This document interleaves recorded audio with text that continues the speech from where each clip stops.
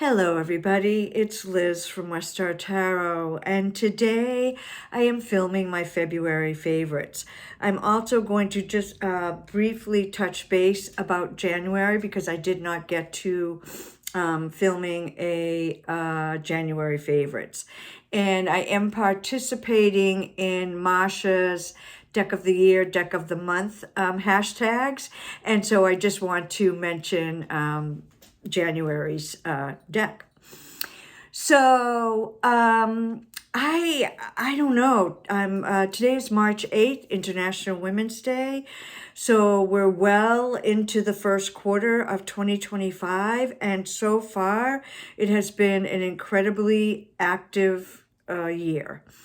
I look back at my planner and it's just, there's not one empty day really. And, I try to think about slowing down for winter and, just hibernating and, ruminating and that kind of thing. And that just hasn't happened.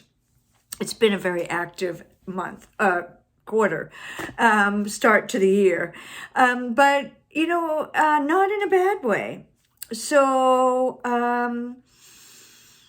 I have taken a couple classes. I just completed taking a Mahjong class, and well, that was kind of a brain fuck. Like, whoa. Anyway, I'm starting to get the hang of it and hope to start playing some real games outside of the class. I've also signed up for a yoga class, and I haven't taken, other than restorative yoga and those kinds of classes, I really haven't done much yoga in quite some time. And I started a book club. It's a tarot book club, and we're reading Robert M. Place's big, giant 3-pound book, and we're going to take a year to do that. So that's exciting. And I'm doing some ancestral, I'm in a group when we're doing some ancestral exploration.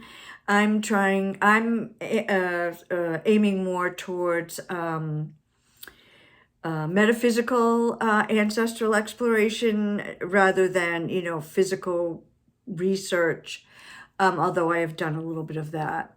And halfway through this exploration, I've switched horses in midstream. So I was going down my patriarchal line, which is from Scotland. And I was driving around the other day, and I just got this big hit of energy from my maternal grandmother, who was a feminist and an activist. And I thought, oh, I think that's where I'm supposed to be. So I'm kind of switching over. So we'll see how that goes. But anyway, that's just and I'm leading a women's spirituality circle. So there's just a lot going on. And I guess I don't need to add that these are rough times, especially here in the States, but worldwide, fascism is rearing its head, and it's having a really big effect on some people more than others. But it's stressful and it's difficult. But that's another thing that's keeping me active, and that is actually being out in the streets. I'm doing my work locally. I may end up going to Boston at some point, but so far I'm just doing local activism. And there's been a lot of it. We just had a group gather at, I guess it was Tuesday night, and there were about 70 people there.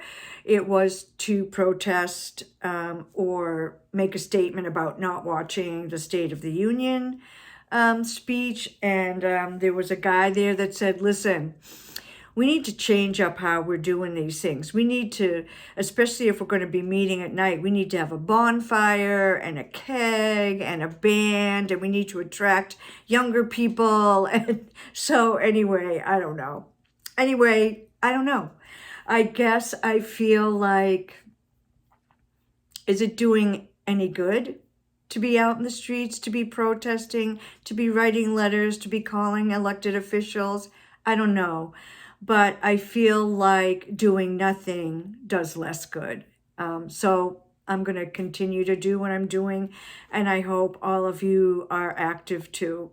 We've got to be the opposition. You know, in the United States, you know, the party that's not in isn't really considered or looked at as the opposition, but that's what we need to be right now. We need to be the opposition. And I don't even consider myself a Democrat because they're too Casper milquetoast for me. They're too mild-mannered for me. I don't know what the fuck they're doing, but we need to form an opposition party, a verbal, vocal, active opposition party. And I do see quite a few elected officials doing that. And guess what?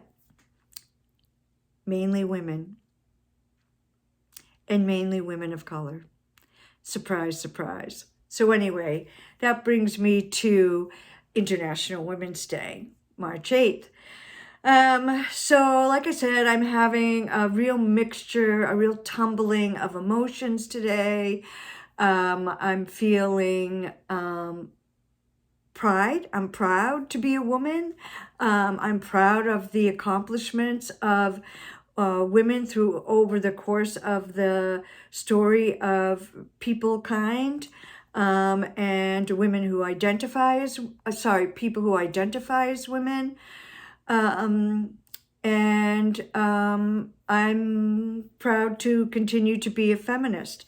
And I need to say an intersectional feminist, because if you do not practice feminism intersectionally, then I don't think you're really a feminist. So we're fighting a lot of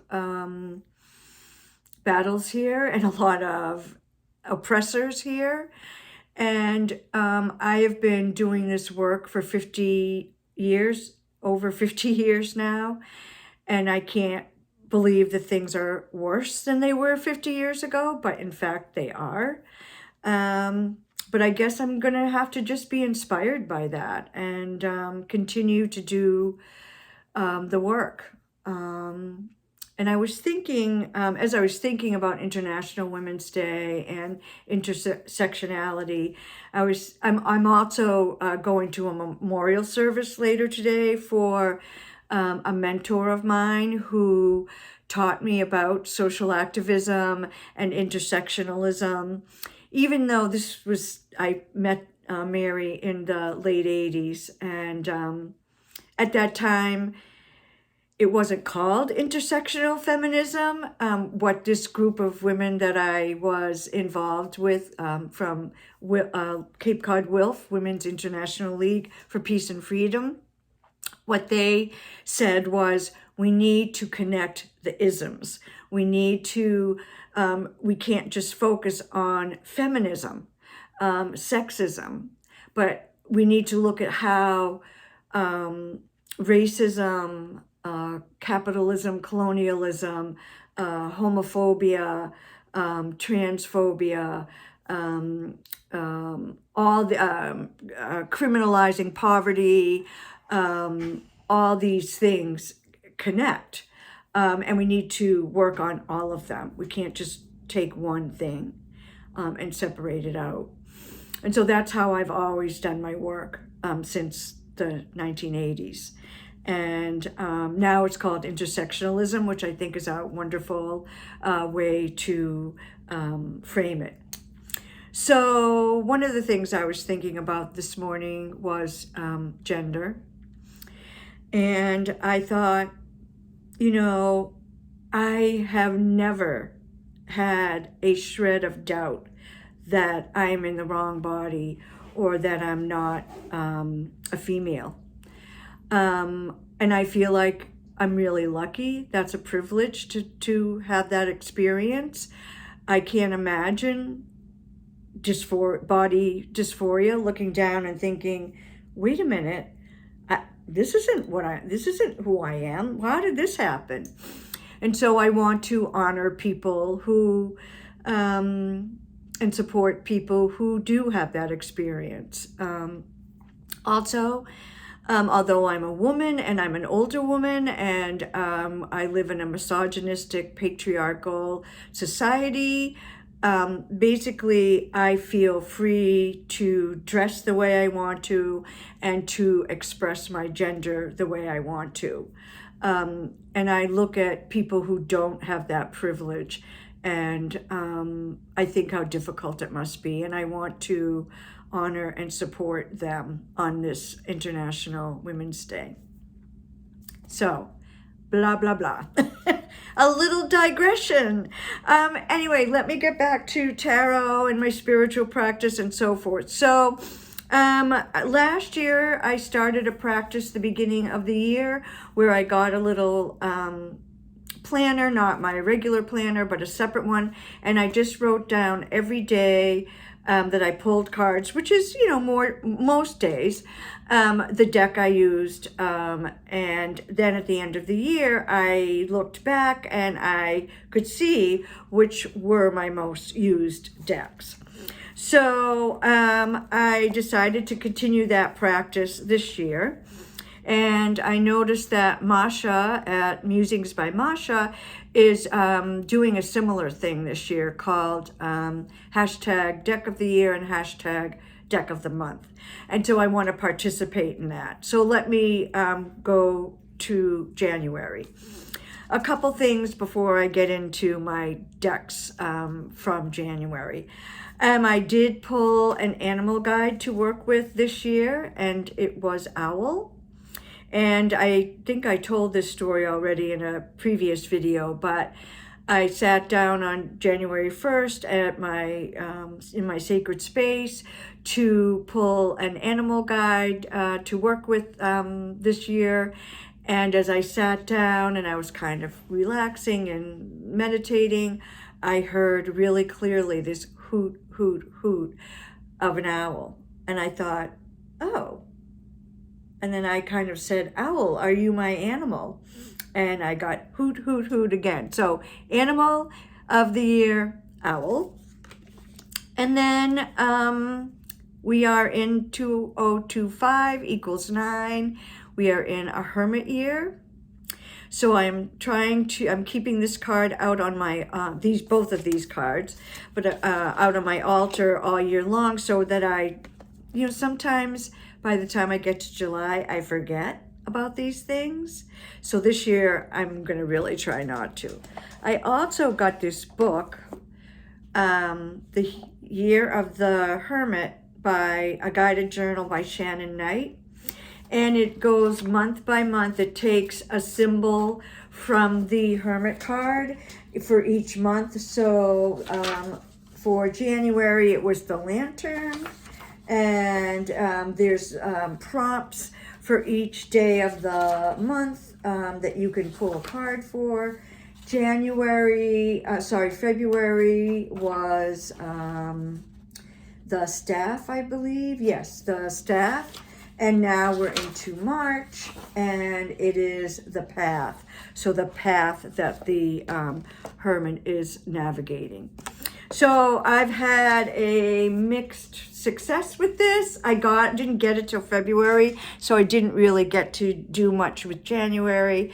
I'm using, I decided to, for at least February, I decided to use the Black Tarot because it was Black History Month, so I thought I'd use the Black Tarot for that work. So I did, and I said, mixture of success. Also in February, we had one of my personal heroes' birthday, Bob Marley. And I think I told folks in September I was lucky enough to go to a fabulous concert of 5 of Bob Marley's sons, who are all singer, songwriter, recording artists. And I thought they were going to be doing their own work, but it was a 2.5-hour concert where they all sang Bob's songs. So I had a blast from the past. I was fortunate enough, because I'm old enough, to have seen Bob Marley in person a couple times. And so being able to experience that was fabulous. Another Aquarian is our beloved friend Pixie. This is from Pixie Pop Tarot, and this is from the Vampire Tarot by Robert Place.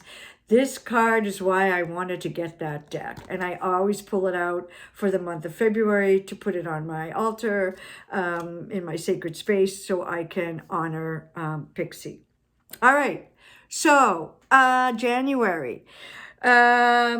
I used a lot of decks once. So I'm just going to do the top 2 decks instead of the top 3 because there were so many decks that I only used once. So the second most used deck was the JK Tarot, and I've shown this before. It's a Rider-Waite-Smith redo, done in 1975 in Japan. Look at the colors, fabulous. But you can see it is redoing of the Rider-Waite-Smith. It's just got slightly different illustrations and these fabulous, fabulous colors. And so Tarot Collectibles reissued this deck, and I got it in September, and I've been loving it. Anyway, this was my, I should say that this is the person who brought this deck back out in 1970, I think 5, is Mokuseu, and he is a leading figure in the popularization of tarot reading in Japan, and there he is. So that was my second most. But what really surprised me was my deck of the month, the one that I used by far the most, and it was the Fifth Spirit Tarot. That was not intentional. When I was adding up at the end of the month, the decks that I used the most, I was really kind of surprised that Fifth Spirit was my deck of the month. So that's my deck of the month for January. Now in February, I want to talk about, so I didn't get any new decks in January.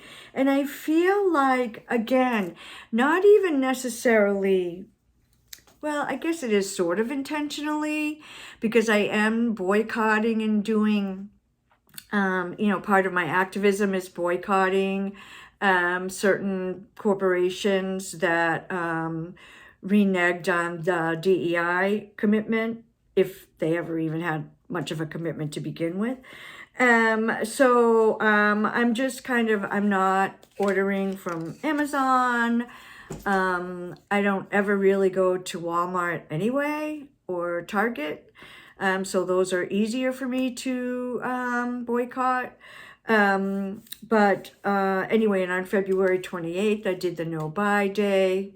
We're in March, I think 7th through 14th. There's a full week of not buying from Amazon, but I haven't been buying from Amazon for weeks now. And it's been very enlightening.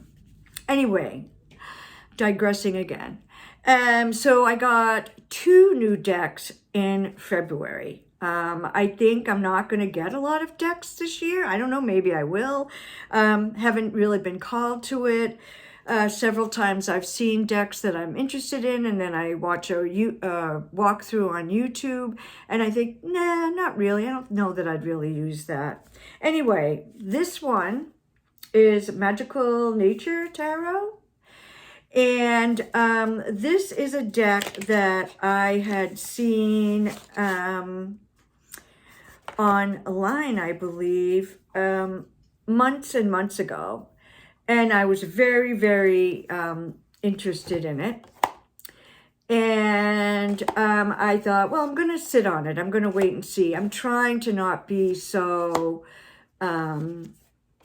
it's not even spontaneous. It's it's, you know, just buying a deck without really giving it much thought. But I have to say, this is a Rider-Waite-Smith based deck, so yay for that. It is made, the cardstock itself is made out of plant material, so check for that. The dyes used to color the deck are plant and metal based, check for that. And the creator is a Massachusetts native, or at least lives in Massachusetts now. I live in southeastern Mass, and they live in western Mass. But, you know, it's a small state, so we're not that far apart. Anyway, I went to Salem February 1st with my friend Ben. And I had said to him, do you have that Magical Nature deck? Because I said, I'm thinking about getting it. And he said, oh, I'll bring it and you can see it.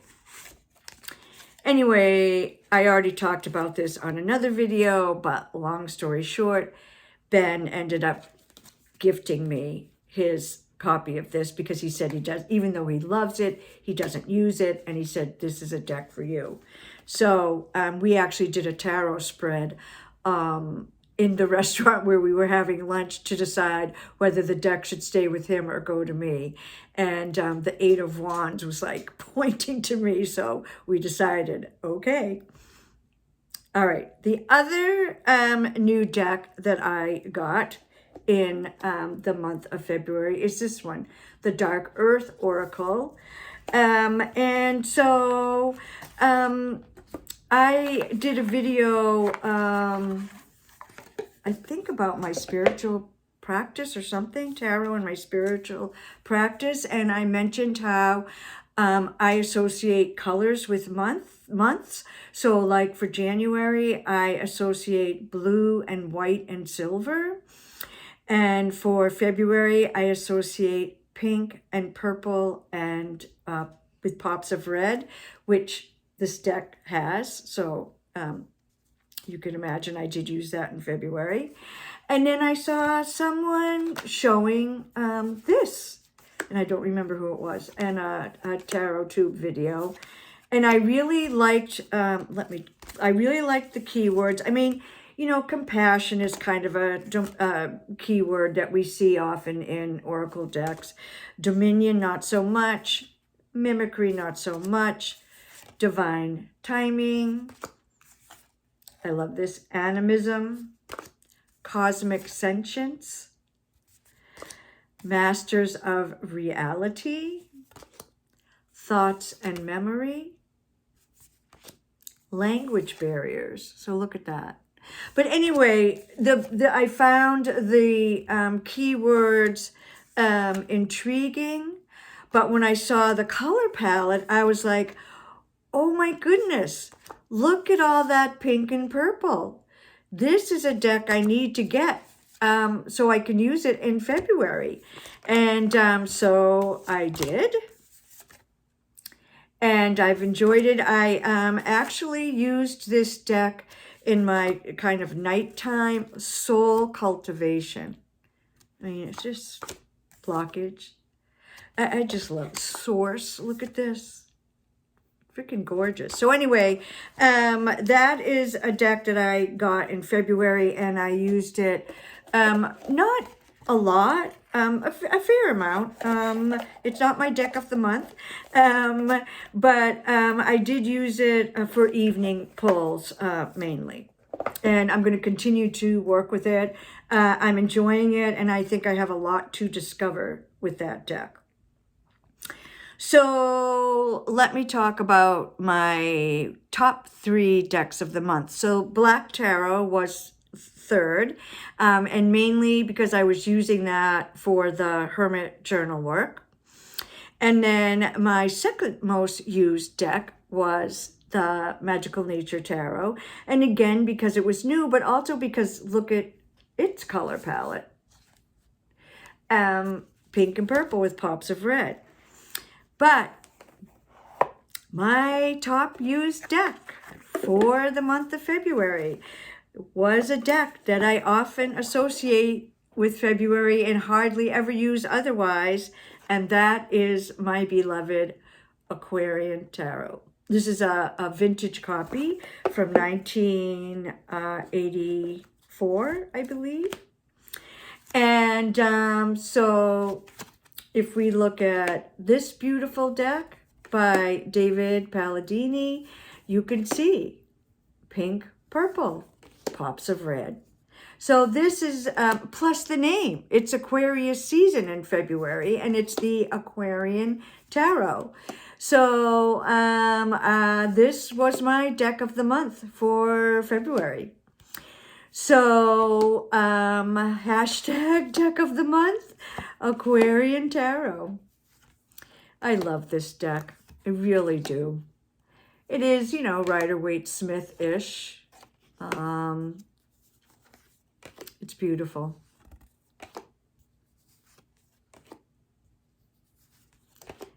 Look at these skies. Oh my goodness. So gorgeous. So that's my, oh, and here's the Hermit, because we're in our Hermit year. So that is my deck of the month for February. And I also wanted to talk about, and you know what, I need to go, I won't do it because I don't like to leave a blank camera. But I started taking an herbal tincture in either December, beginning of December, or maybe even the end of January. I get herbal, I mean, I'm an herbalist, you know that. I make a lot of my own herbal remedies. But when I can't make them or don't make them, I get my herbal tinctures from Avena Botanicals in Maine, owned and created by Deb Soul, who is a beautiful person, and who I have had the honor and pleasure of taking classes from at herbal conferences. And Deb has these magnificent gardens that she and the folks who work with her maintain and harvest from to make their beautiful plant spirit medicines. And I was taking hawthorn because I have a heart situation. And I was taking rose petal elixir, that one I make myself. And I was taking milky oats. But when I went to reorder my milky oats, I was running out. I, did a search for milky oats, and this other tincture came up called Daily Balance. And it has ashwagandha, tulsi, and milky oats in it. And I thought, oh, I need that. So I got it. And I don't know. When I unpacked the box, I had ordered hawthorn and the Daily Balance, and I didn't need to open the hawthorn yet. And I thought, oh, which one's the Daily Balance? And I just kind of pulled one out, and I thought, oh, this is it. I could feel the energy of these plant spirits through the paper packaging and glass bottle. And I unwrapped it, and sure enough, 50-50 chance, but it was the Daily Balance. And I was just bowled over by the energy coming out of this bottle. I could feel the peace and calm and healing and nourishing of these plants, just energetically. So I've been taking that every day with the hawthorn and the rose, and I really feel like it's helping me emotionally, mentally, and physically, and I guess spiritually too. So I recommend Daily Balance by Avena Botanicals. It's doing me a world of good and soothing me. When we're living now in a world that is just rubbing us and creating rawness and discomfort and sadness and all these kinds of things. And daily balance is soothing, nourishing, healing, uplifting, and making me feel at peace to a certain extent. Anyway, so far this year, January is Fifth Spirit, and February deck of the month is Aquarian. So we will see where we end up in March. My colors for March are like spring green, yellow, and purple, because by the end of March, things are starting to green up a little bit. We have forsythia starting to come out, and crocuses that are white and purple and yellow, and the forsythia is yellow, and then the leaves of the forsythia are spring green. So yellow, green, and purple for March. So as always, my friends, I wish you peace and love.